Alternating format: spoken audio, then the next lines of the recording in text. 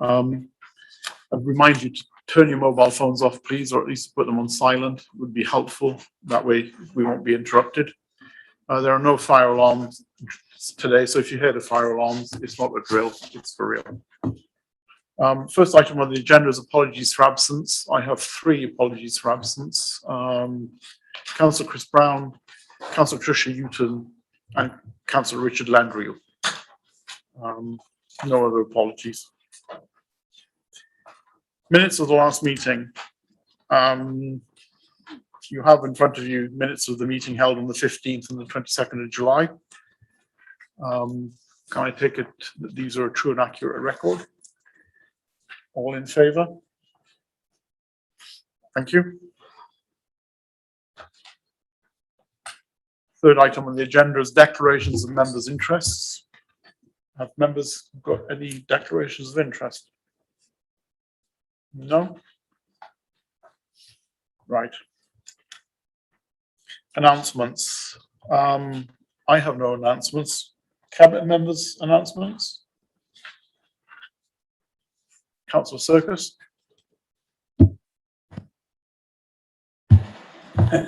Two things to announce. One is to remind people that our long-awaited food waste trial is about to start next week. And so we will look forward to seeing in due course the result of the survey. And the second thing is, I just mentioned that Adam and I are going to, now let's see if I've got the name of this correctly. We'll be on duty on Saturday, along with the High Sheriff and Jeremy Quinn MP and various other people, to the opening of the Sussex Green Hub, which commences the Great Big Green Week. Have I got that right, Adam? Sounds right, right. So we will be on hand to lend our support and also to tell anyone who will listen what wonderful things we are doing on the environmental front as HTC. And that's Saturday morning at 10:15. Thank you. Thank you, Councillor Circus. Chief Executive? Public questions. We've received no public questions. Confirmed. Next item on the agenda is Housing Strategy 2021-2026. Normally this would be presented by the Cabinet Member for Housing and Public Protection, but in her absence, I will present it.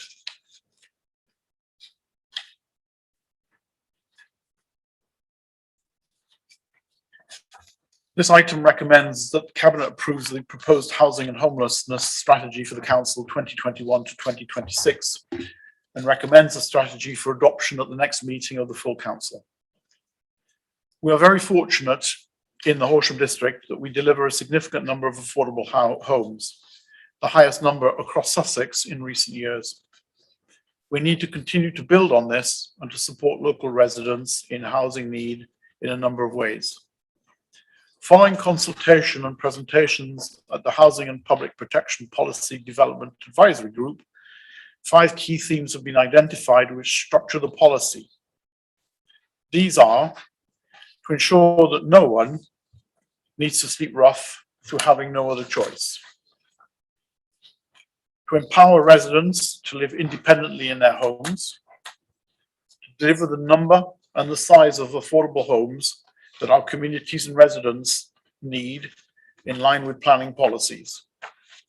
Finally, number 4, to provide and maintain an accessible and fair housing register. And finally, to prevent all forms of homelessness for our district's residents. We know the areas that we want to make progress within the strategy period of 2026, and we know some of the challenges we're likely to face. We have a vast amount of rich data, and we want to take a person-focused approach to shaping our future. The team will deliver this strategy in a phased way, taking time to understand our service as it currently stands before setting out a clear pathway to achieving our objectives. We want to know what's working well, what needs to be improved, and what we think the areas ripe for innovation are. To that end, we're proposing a three-stage strategy which undertakes some initial reviews of key service areas. Some of these are already underway, followed by an interim review in 2022, which will see production of detailed action plans with measurable outcomes, and then for the remainder of the strategy period, implement the proposed actions. The Cabinet Member for Housing and Public Protection will provide periodic updates through the PDAG, the Policy Development Advisory Group.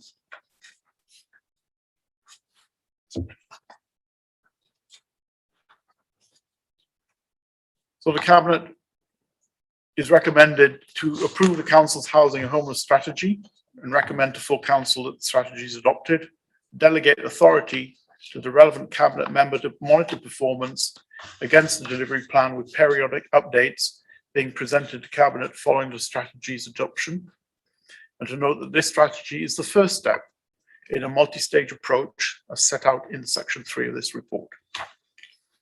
Any questions?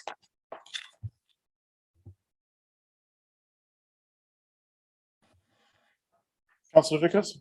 Thank you, Leader. It's not a question, it's just to say that the Cabinet Member is sorry she can't be here. She obviously would endorse this strategy, which I also do. I'm happy to support the recommendation. Thank you. Thank you. Can I have a show of hands? Thank you. That is adopted.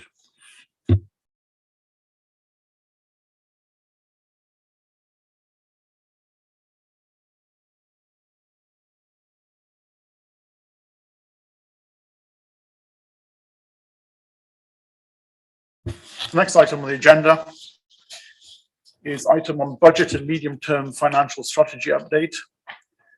Unfortunately, as the Cabinet Member for Finance and Assets cannot be here today, it falls upon me to present this to Cabinet. The forecast for this financial year is favourable, with a £1 million surplus predicted at month 4 as a result of less expenditure needed to support our leisure services than we budgeted for. If you recall, the cautious budget was set in the middle of the year, February lockdown, when things looked decidedly bleaker. At this moment in time, 2022-2023 is looking relatively balanced, although this can of course still change. For example, it does not include the impact of the recently announced 1.25% social care employers levy, which is likely to add around £120,000 to our bottom line costs from the 1st of April 2022. Indeed, a high level of uncertainty remains as the economy emerges from a pandemic-induced recession. The uncertainty and risks being 1, levels of unemployment, 2, the ending of furlough, 3, the risk of further variants of COVID, obviously, Brexit, government's plans for the reform of business rates, and the potential introduction of price limits on garden waste. It is a better outlook than in February, as we have also modelled a modest 2% council tax rise in every year, and that the government doesn't take away all business rates or charging for garden waste. However, the estimated 1.3 million cost for food waste collection from 2023 is a major factor in the projected 1.2 million projected deficit from 2023-2024 onwards that end the MTFS period at a projected £1.6 million deficit. The Council is well placed to ride out the short-term impact with a high level of reserves and can therefore afford to wait and make considered changes should they be necessary. We will, of course, revisit and continue to update all the assumptions as information emerges, bringing back an update to you in December, and of course, when setting the budget for 2022-23 in February next year.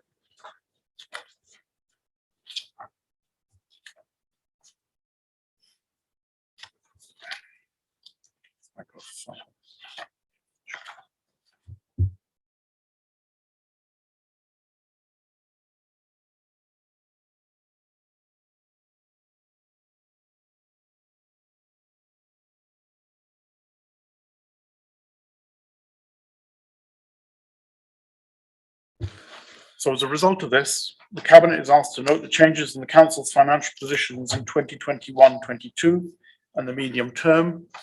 And the Council needs to acknowledge the effects of the local situation occasioned by the COVID pandemic and the continued impact this is having on its financial position, both in the short and medium term. As I said, this has moved the Council from what has been a healthy long-term financial position to one with predicted deficits. However, given the level of uncertainty in the projections, the economy, and proposed government action, the report does not recommend direct action to reduce expenditure at this stage. Thank you. I propose. Can I have a seconder? Thank you, Councillor Hodgman. Can I have a show of hands? That's right. I'm sorry, I got it wrong. Well, we start. Is there any questions? I forgot any questions.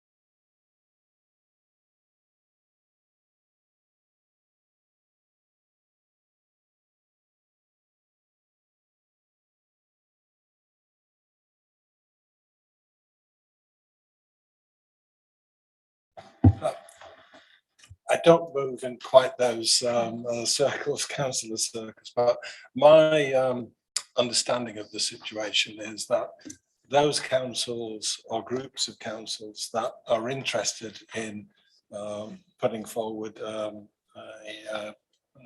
unitarisation agenda and devolution will be listened to, but there's no directive coming down from the centre on this. My understanding of the position in Sussex is that none of us are much interested in pursuing that. We've got other things on our minds at the moment. So I would think the likelihood of Sussex going down that route is relatively remote. You can never say never, but there are certain councils who are pushing that.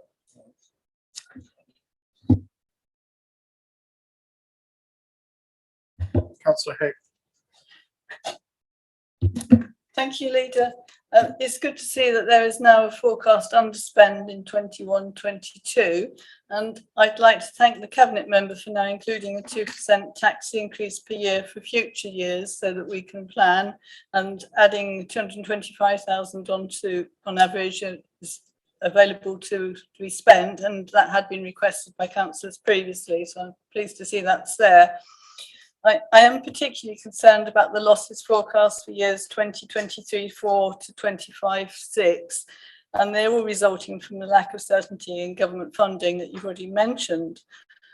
As we all know, the government has continuously reduced support grants to local government, and in addition, sources of funds such as new homes bonus are uncertain. And now we have the government expectation, as Councillor Circuits mentioned, that we will provide food waste collection services with no means of raising any income. And furthermore, a risk that green waste charges will be reduced or eliminated altogether. And this puts at risk all of the discretionary services that make Horsham District such a lovely place to live. And this will be further aggravated by the need to address increasing social care costs and the levelling up agenda. Central government's attitude towards local government is summed up by the renaming of the Ministry of Housing, Communities and Local Government as the Department for Levelling Up, Housing and Communities. And local government seems to have vanished. Yet local government has an important role in delivering central government policy. And we have to hope that the new Minister, Michael Gove, recognises the role of local government and makes it top of his priority list to give councils greater certainty about their funding so that we can all continue to deliver for our communities. Thank you. Thank you, Councillor Haig. Any other questions? No? So I'll take the agenda forward. Can I propose and second that? Thank you, Councillor Vickers. Members? Thank you.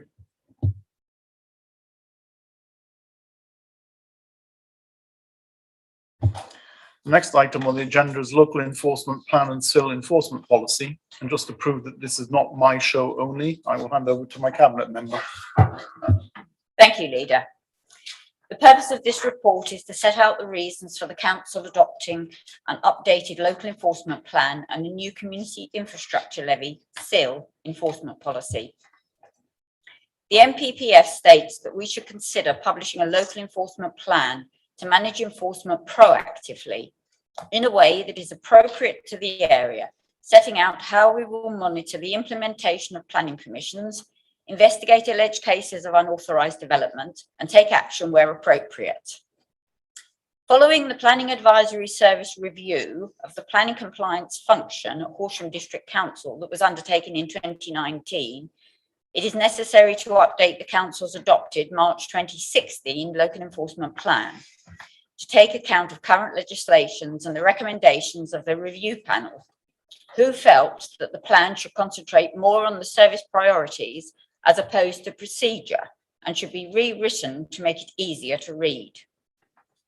The SIL enforcement policy publicises the penalties for non-payment of the SIL charges and to ensure that the council does not lose out financially by non-payment of SIL and having to carry out additional tasks as a result of the non-payment. The council does not currently have an approved SIL enforcement policy. Therefore, it may not be clear to those liable to pay the levy the likely consequences of non-payment or late payment. I therefore ask that Cabinet agrees to recommend the local enforcement plan and the SIL enforcement plan to full council for adoption. Thank you. Thank you, Councillor Lambert. Any questions? Councillor Circus. I remember, Chairman, working on the last draft of this back in, what is it, 2016. So, you know, I've got a feeling of deja vu. But I've just got a couple of points I wanted to raise for paragraph 4 about what is not a breach of planning control. Now, the first point is operating a business from home where the residential use remains the primary use. I think what slightly worries me is people will read this and think that that gives them a green light to run a business from home. But there may well be, and quite often is, a restrictive covenant in when they bought the property that would prevent them running a business from home, or indeed certain businesses. And I wonder whether, if we're going to be helpful to people who might, as I say, take this as a green light, that's all right. Oh, right, I don't need planning consent, ergo it's okay. Well, it may not be okay because they may be subject to restrictive covenants that would legally prevent them from running that business. The second point is underneath it, the boundary dispute point. One of the biggest causes of disputes between neighbours is about hedges. on the boundary. And we don't, I wonder whether we should make some mention of the fact that here, in relation to hedges, we have the hedge regulations. And Horsham District Council definitely does have enforcement powers in relation to the hedge regulations. And since they are often an important element of boundary disputes, can I suggest that some sort of mention is made of the council's powers to intervene sometimes in relation to hedges? Thank you, Leader. Thank you, Councillor Circus. We will look at both of those and get back to you. Questions on the floor?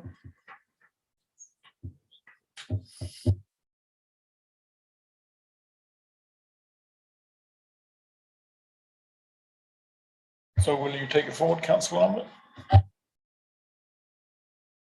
Ask the Cabinet to recommend the local enforcement plan and the SIL enforcement plan to full council for adoption.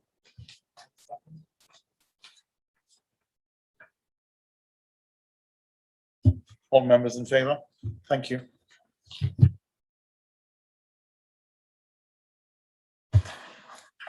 Next item on the agenda is the consultation on draft conservation area appraisals and the management plans for London Road and Richmond Road, Horsham and Horsham Town Centre, to consider a report from the Cabinet member for Planning and Development. Councillor Lambert. Thank you, Leader. As you will be aware, the Council has started a rolling programme of producing conservation area appraisals and management plan for the 37 conservation areas in Horsham District. Each conservation area has a map which identifies its conservation area boundary. You may recall that conservation area appraisals were completed for Slinfold and Warnham in 2020. Without up-to-date appraisals setting out the significance of our conservation areas, it is very difficult for Horsham District Council to make change positively. As part of the Council's programme of conservation area appraisals, the 3 conservation areas in Horsham Town have been assessed and draft conservation area appraisals produced. It is proposed that these appraisals are now published for a period of public consultation. I am proposing that a 5-week public consultation be held between the 7th of October 2021 and the 11th of November 2021, and on the proposed management plans and extensions to the existing conservation area boundaries.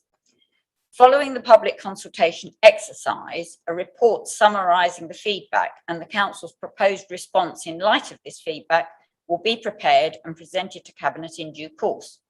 This will include a proposal to adopt the conservation area appraisals and management plans as guidance for planning officers to assist in the determination of planning applications in the relevant areas.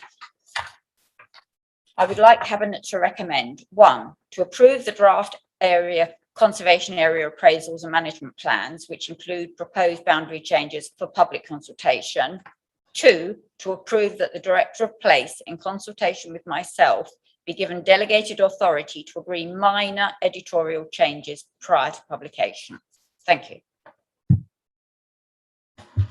Thank you, Councillor Lambert. Any questions from fellow Cabinet members? Questions from the floor? Councillor Fletcher. Could you confirm what you would anticipate to happen if Can you speak up a bit, please? if the result of the consultation is that there should be a change to the proposed area of the conservation areas? How would you propose handling that? If we have a feedback suggesting that the area should be changed, we will reassess it. Councillor Haig. Sorry, No. how would that work?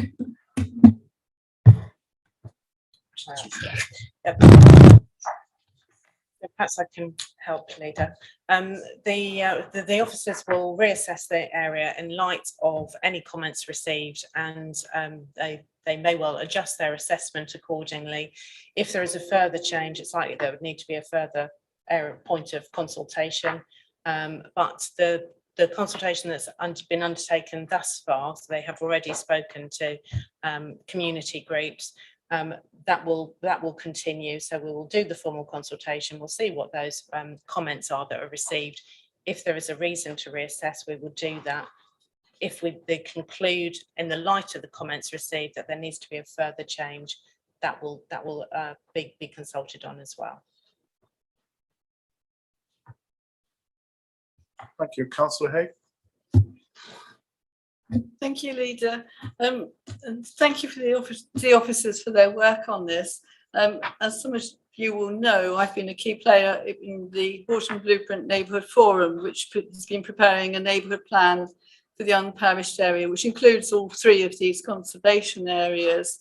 And within that plan, in paragraph 6.7, it was an aspiration to expand and add additional conservation areas by the neighbourhood councils working with Horsham Society, Horsham District Council and Historic England. So we particularly welcome the fact that this is being done.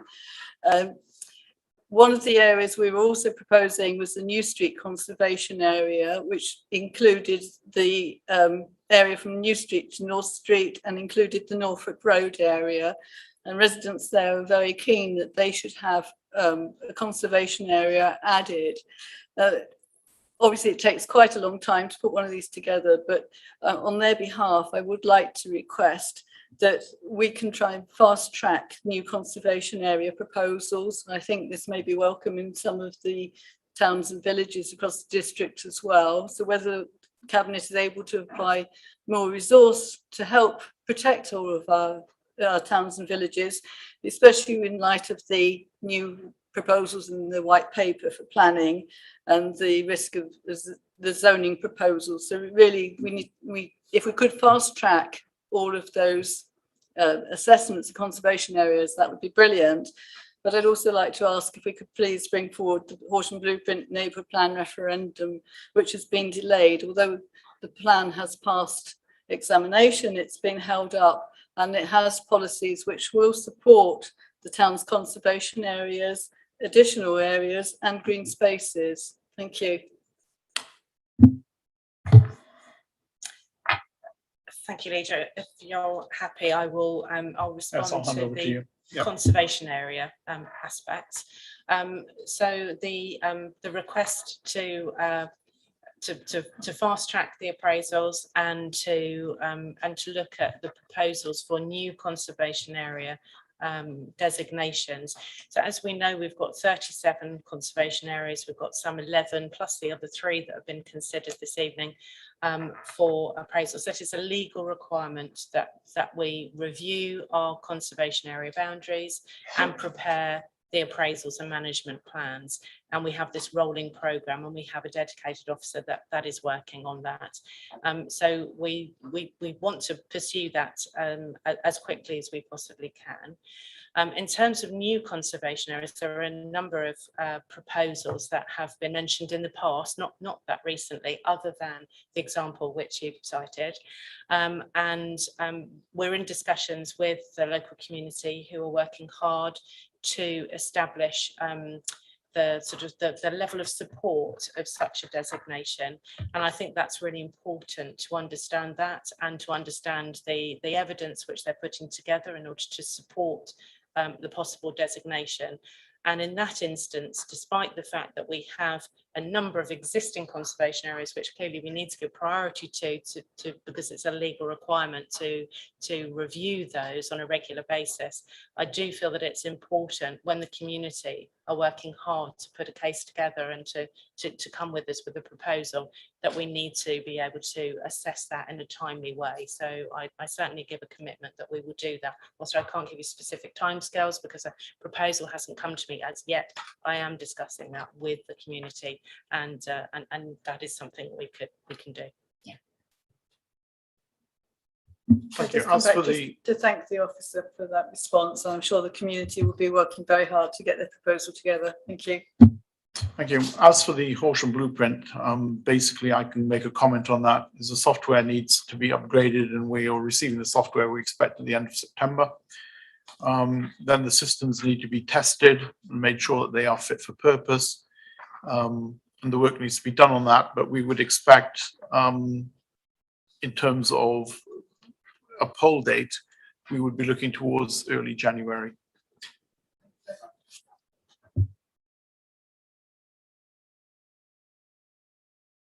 So we have a proposal from Councillor Lambert on the draft conservation areas. What does Cabinet think? All in favour? Thank you. Carried.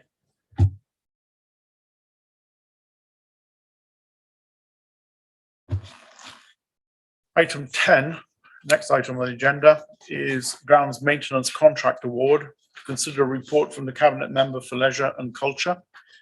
Councillor No. Thank you, Leader. I'm very pleased to present the Cabinet report on the grounds maintenance contract award. We currently have a grounds maintenance contract in place, and this is due to end on the 31st of January next year, 2022. This contract covers a range of maintenance tasks throughout our district, such as grass cutting, hedge trimming, planting, floral displays, weed control, and even the marking out and maintenance of football pitches. Officers have carried out a thorough procurement exercise in order to ensure that a new contract is in place from the 1st of February 2022. This will result in a seamless transition and is purposefully planned to start early in the new year so that it is up and running before the growing season gets underway in the spring. The key aims from the new contract are: number one, to support the Wilder Horsham District Initiative, ensuring the environment is protected and wildlife habitats are enhanced. Secondly, to contribute towards the Council's sustainability and carbon reduction ambitions. And thirdly, to deliver effective grounds maintenance services for the district and to ensure value for money. The new contract will be in place for 7 years, with the ability to extend to a second period for up to 7 years. This means that it has a maximum term of 14 years. I would like to draw attention of my colleagues to a few additional aspects that have been included within the new grounds maintenance contract. And these include bin emptying and litter collection at South Water Country Park and Horsham Park. And then minor works such as the installation and maintenance of fencing, bins, seating and boardwalks. Also reactive work such as ditch clearance, which is currently carried out by our grounds maintenance contractor, but on an ad hoc basis and is not part of the contract.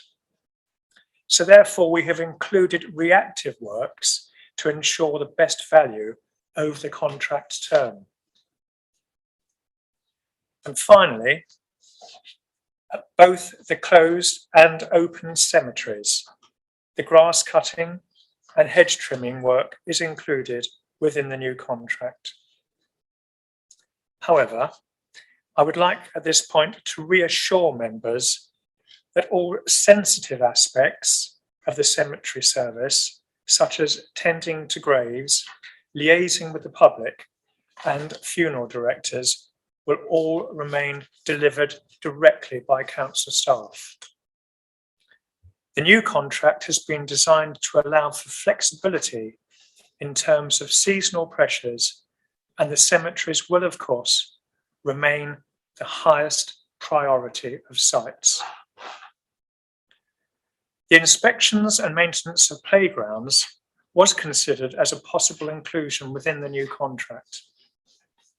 However, officers carried out a cost-benefit analysis and have concluded that this service will remain delivered by in-house council staff to retain full flexibility. I would like to emphasise to my Cabinet colleagues that although additional elements have been included within the new contract, the overall cost to the council for the Parks and Countryside Service will remain the same. In the current climate, with the effects of the pandemic still uncertain, I feel extremely pleased the market has responded to our tender opportunity and provided a cost-effective response. I would also like to highlight a key focus within the contract, ensuring ongoing improvement of sustainable practices and a reduction in carbon emissions.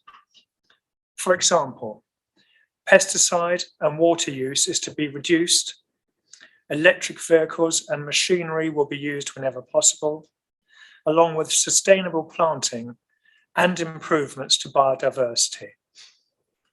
The contract also emphasises the importance of working with and listening to the community. So therefore, I have two recommendations for Cabinet tonight.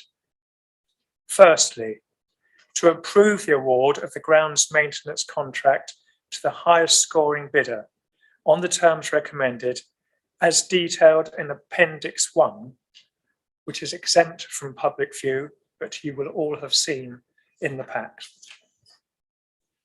And secondly, to delegate authority to the Director of Community Services in consultation with the Head of Legal and Democratic Services to finalise terms and conditions and enter into the contract with the highest scoring bidder. Thank you. Thank you, Councillor Knoll. Any questions from members of the Cabinet? Councillor Philip Circus. Thank you very much. It's not so much a question, it's a plea that everyone who's ever held my position has made over the years, which is to get coordination wherever possible between grass cutting and litter collection. You know, I don't need to elaborate what the problem is, but it's patently obvious. But, you know, as long as I've been involved in local government, which is quite a long time now, and I've held this position in 2 local authorities now, and the problem has always been there. And despite pleading that something's done about getting better coordination, it never seems to be achievable. So if I could just make a plea of how important it is to coordinate grass cutting with litter collection. What effect the wilding approach is going to have on the business of litter collection? Well, I think that might be a little bit tricky, but certainly on grass cutting and litter collection, if we can get wherever possible coordination, it would be, from an environmental point of view, much to be desired. Thank you, Leader. Councillor Sarkis, I will ensure to the best of my ability that we will take note of what you've said and ensure that litter collection and mowing will be coordinated carefully. Thank you very much. And secondly, with regard to rewilding, this is a very experimental stage that we're in at the moment. It's aspirational, and we will be doing the best we can in respect to the rewilding project to make sure that it complies with all the other aims of the council. So thank you. Thank you.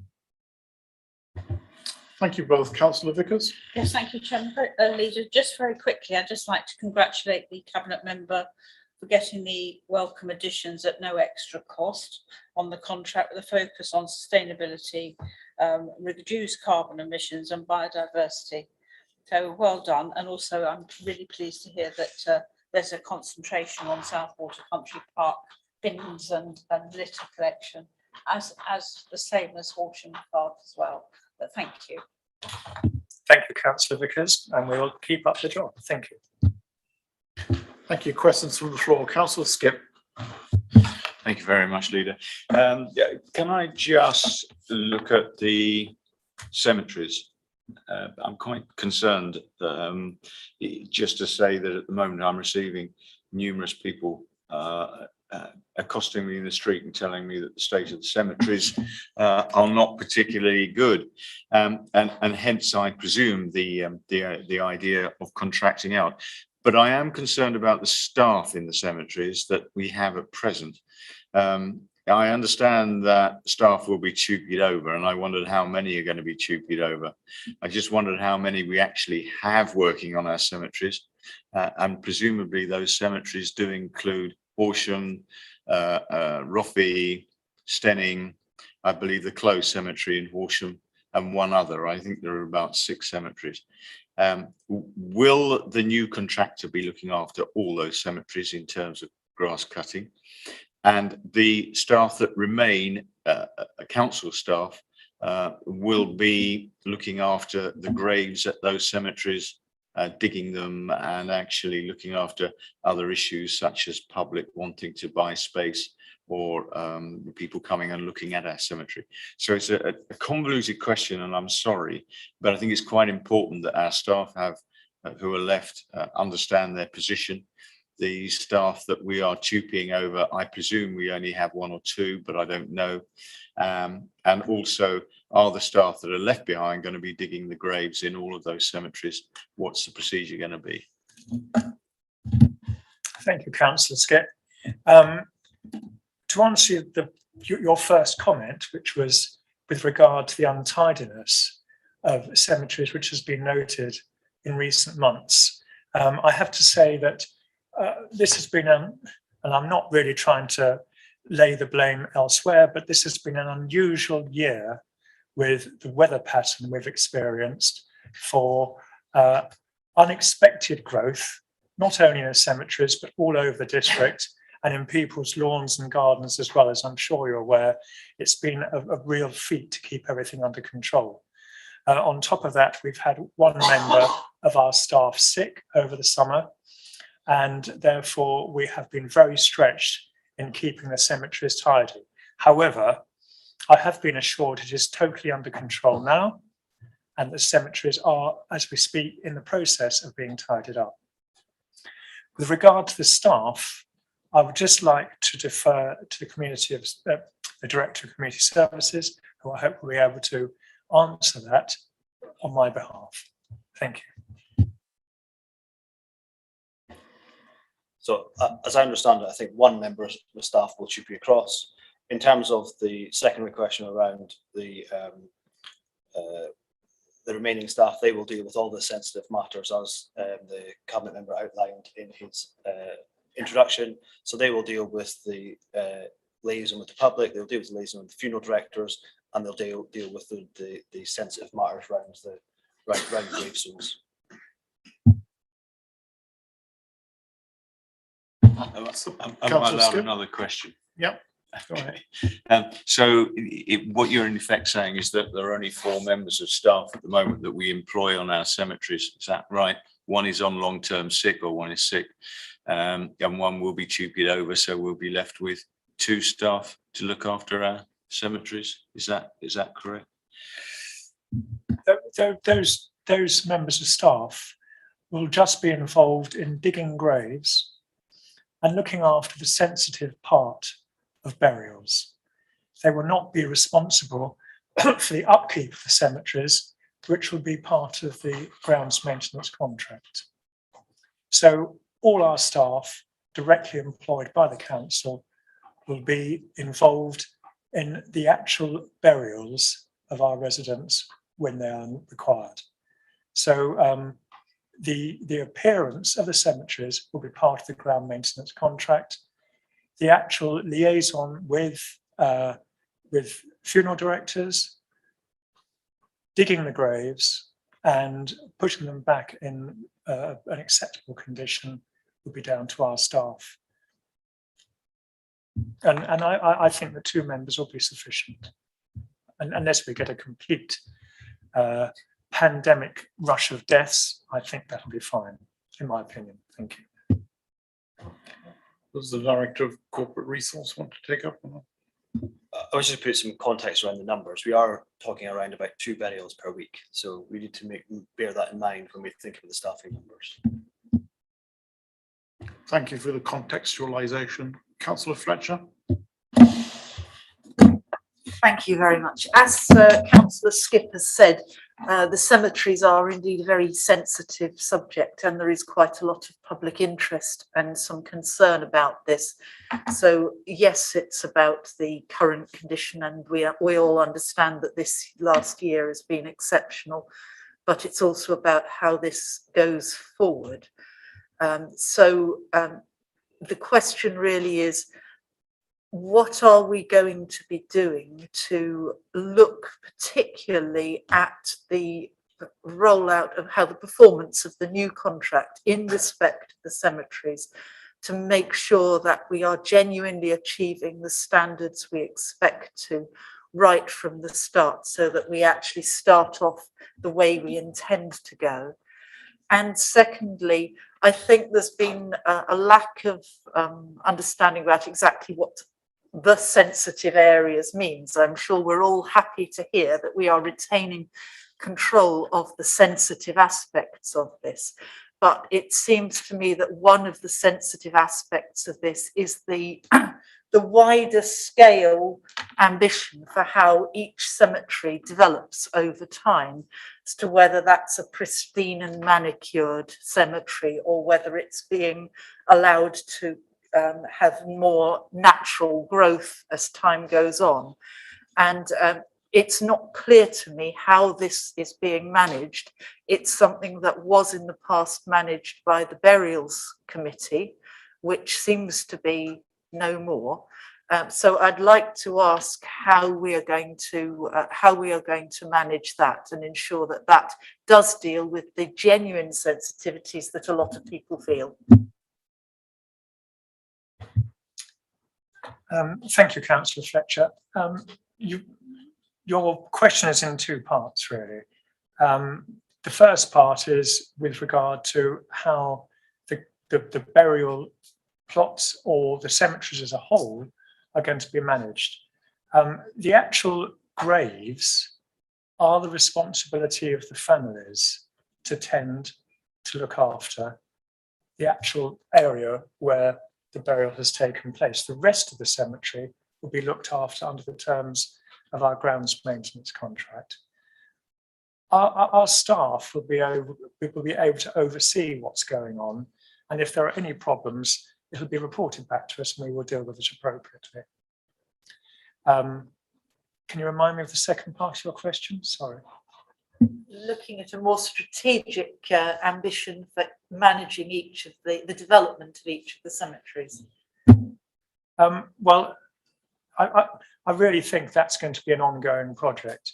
The new contract doesn't start until February. We've got time to put various measures in place to make sure that everything is looked after properly. And I'm sure, I have every confidence in the winning contractor in doing that properly and reporting back to us. And at the same time, we will have staff present in the cemeteries, so we will know if there's anything going wrong and we can address it accordingly. Thank you. I hope we'll be taking this seriously now that it's obvious that it's such a sensitive issue to our residents. Thank you, Councillor. We are totally aware of the situation, and we are going to be doing our very best to address it. And I assure you that we will be addressing it in the new year. And in the meantime, the cemeteries will be tidied up to the satisfaction of the residents of Horsham. Thank you, Councillor Noel. So effectively, the contract gives us more resilience, and the policy is set by us, and the execution is done by the contractor under our supervision, in a nutshell. You've heard, Councillor Hodwin. Sorry. Thank you. I just have one minor concern, which I hope you can alleviate. I mean, obviously, this was probably the worst summer on record for rain. I think we're all aware that our gardens at home needed cutting 3 times much, and I personally outsource my gardening, and my bill has been practically double for the past 3 months because of the huge amount of rainfall, which I'm sure is affecting all of our grass cutting resource. The contingency, if it's right, and I appreciate this is a retracted document, so I use a percentage, 7.4% on the value of that budget, didn't seem a particularly large contingency. Can you assure me that based on previous years, previous contingencies, that there is enough what's down as reactive and ad hoc work, that there is enough money allocated to that particular area. Thank you. Well, Councillor Hogben, I do understand that the contractors will be responsible for looking after the grounds, and in the same way that this year that we've just experienced, or we're currently experiencing, is a very fertile year in terms of production of overgrowth or undergrowth, I should say. The previous year, which was extremely hot, the grass hardly grew at all. So we're going to have to take it year by year, and we will be liaising constantly with the grounds maintenance contractors and reacting appropriately as the season progresses. So I can assure you we will be watching it all the time. Thank you very much.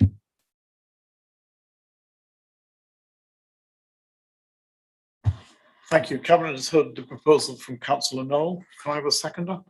Yes. Councillor Vickers, are all members in favour? Thank you. Next item on the agenda is Overview and Scrutiny Committee is to consider any matters referred to Cabinet by the Overview and Scrutiny Committee, of which there are none. Next item on the agenda is the forward plan for all members to consider and note the forward plan. Final agenda item is to consider matters of special urgency. I am not aware of any. No? Thank you. I would like to draw the meeting to a close. Thank you for coming. Thank you for your time.